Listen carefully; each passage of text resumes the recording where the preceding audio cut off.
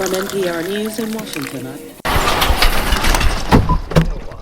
One, you have 6 new messages and 5 old messages.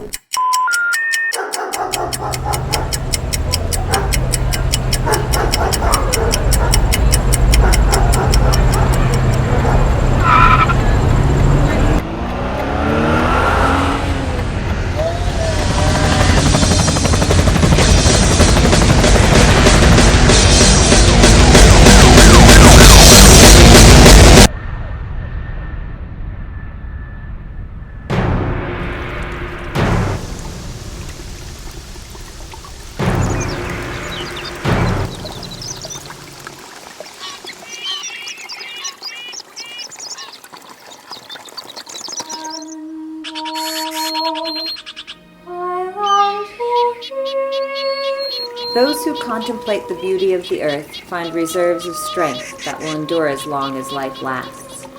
There is something infinitely healing in the repeated refrains of nature, the assurance that dawn comes after night and spring after winter. The lasting pleasures of contact with the natural world are not reserved for scientists, but are available to anyone who will place himself under the influence of earth, sea, and sky and their amazing life. Rachel Carson. What does wilderness mean? What does it mean to you?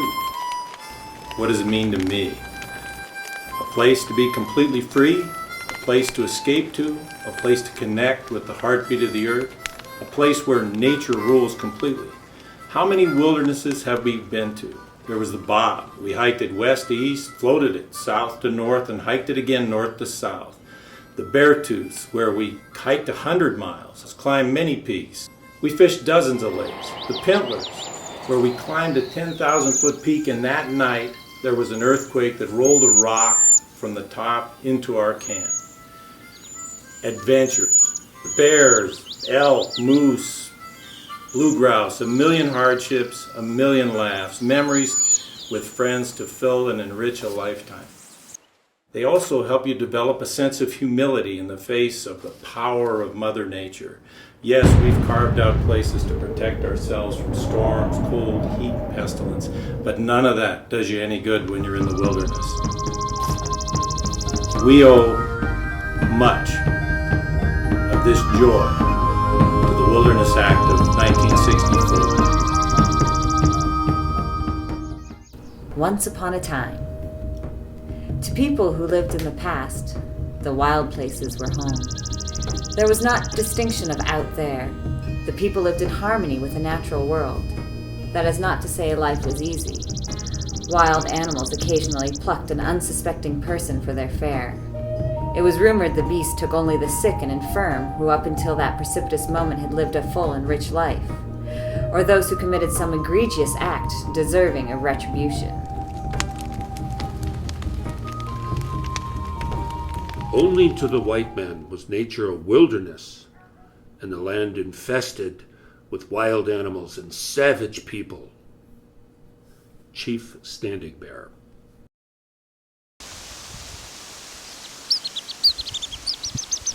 As time went by, the people developed civilization, flourishing in their satisfaction to design a life world seemingly independent from environmental trepidations. The modern techno-scientific revolution, including especially the great leap forward of computer-based information technology, has betrayed nature. E.O. Wilson. We require wilderness. Whenever life overwhelms us, we go to that unspoiled place, actual or visionary, where the wind plays in the grass, the water rushes by, the cow elk nuzzles her calf, and the grizzly bear is king. We derive much of the force and joy of life that sustains us from knowing that such places do in fact exist, that wilderness is still there. To the European explorers and colonists, the New World was new, inhospitable, fit to be tamed. With the advent of the industrial age, new tools and methods were invented and devised to hasten the transformation of wilderness. Westward, the course of civilization marched. A growing economy led to a relentless assault on America's last best places. The movement for wilderness protection built slowly, first a trickle, then a cascade, and with building momentum and force, a river of conviction. By the 1940s, the idea of protecting wild places in perpetuity by statute crystallized into concerted action. From a dining room table, Zani scribbled the words that would eventually become the Wilderness Act of 1964. The legislative process took over 8 years and 56 alterations. The Wilderness Bill preserves for our posterity, for all time to come, 9 million acres of this vast continent in their original and unchanging beauty and wonder. Montanans owe a debt of gratitude to the passing of the Wilderness Act. It has special significance for this region in America, in the Northern Rockies, this place called Montana.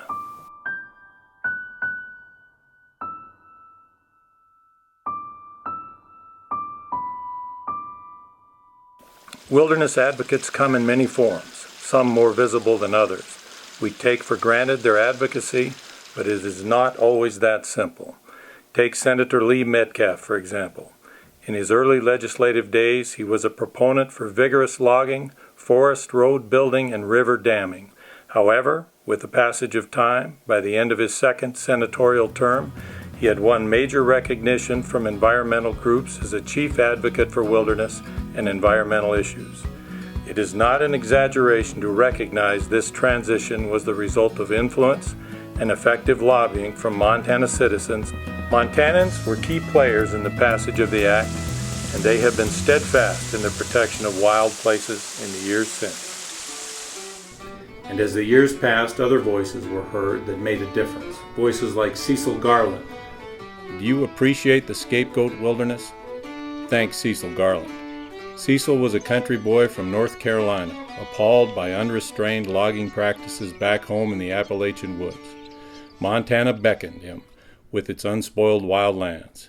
As a result, he ended up in Lincoln as a small business entrepreneur and wilderness outfitter in the then Lincoln backcountry. Then he saw what had happened in North Carolina happening all over again in his backyard when the Forest Service instigated road building and logging.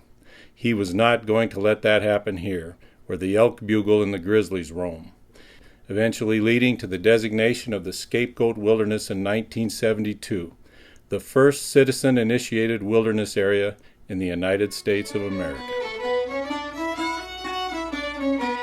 Well, I guess to start at the beginning, my real concern, pretty sizable piece of wilderness that was about to be destroyed by the very people who were supposed to protect it. I just felt very strong that that should be protected. They developed a system of roads on a map. I call it the wet spaghetti map. It looked like they stood back with a handful of wet spaghetti and thrown at this map, and wherever they lit, they decided to build a road.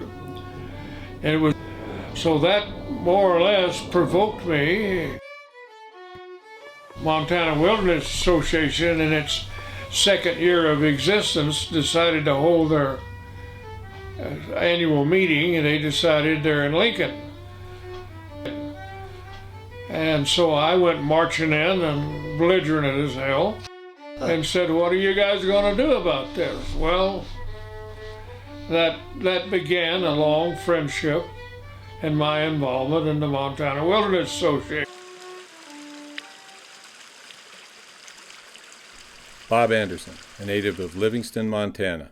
Bob was soft-spoken, but he conveyed strong beliefs.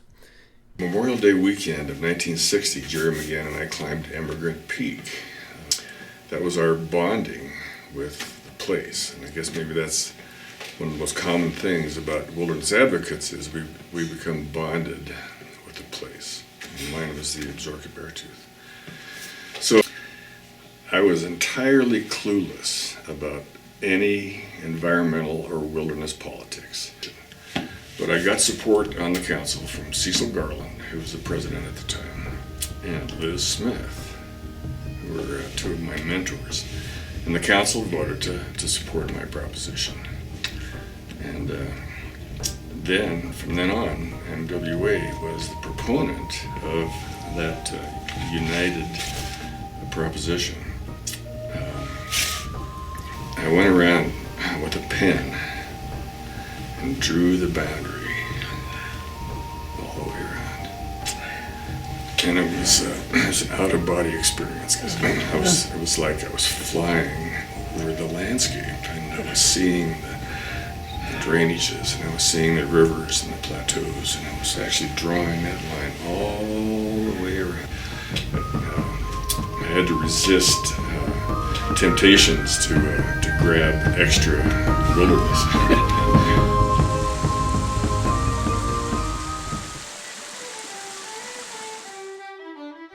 Lou Bruno. Lou grew up in quintessential urban America, New York City. He is a fighter, leading the Glacier Two Medicine Alliance in its efforts to protect that slice of magnificent countryside south of Glacier National Park.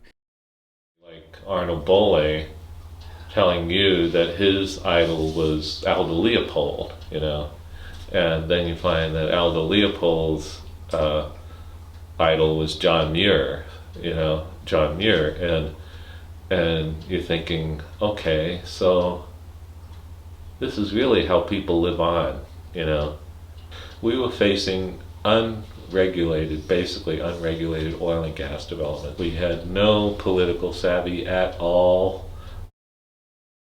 We've got to use stuff like this to reach out and keep reaching out, to the people that are unaware. And that's why I feel really strongly about wilderness walks, because wilderness walks is, I always call it letting the land speak for itself.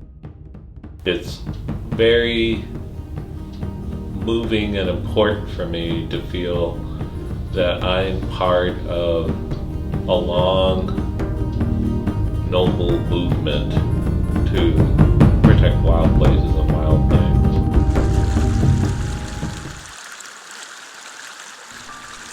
And the list goes on and on.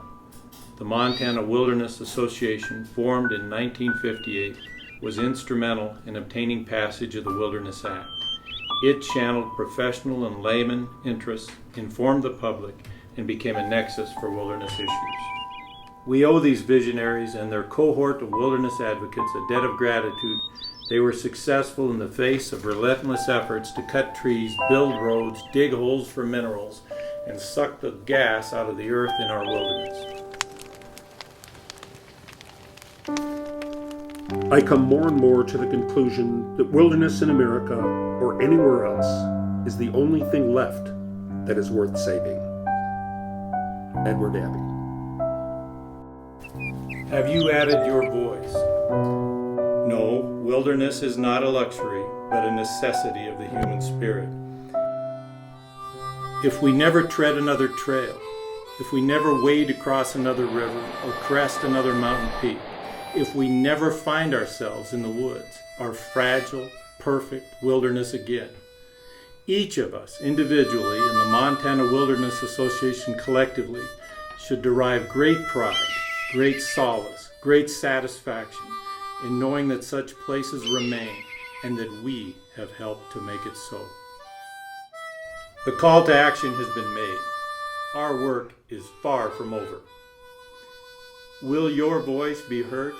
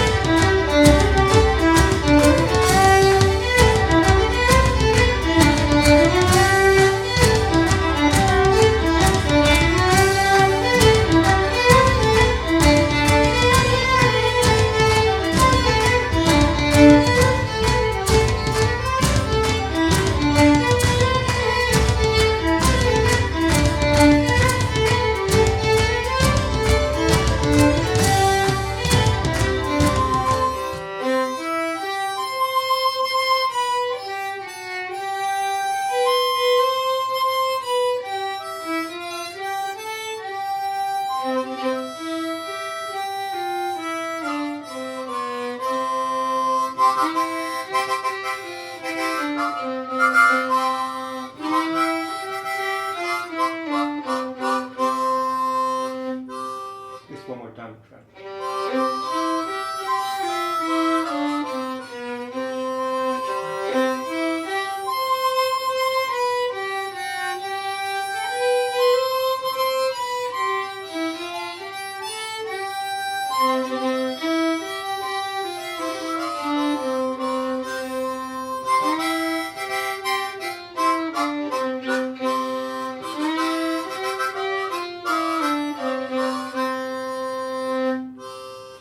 Okay. Sense?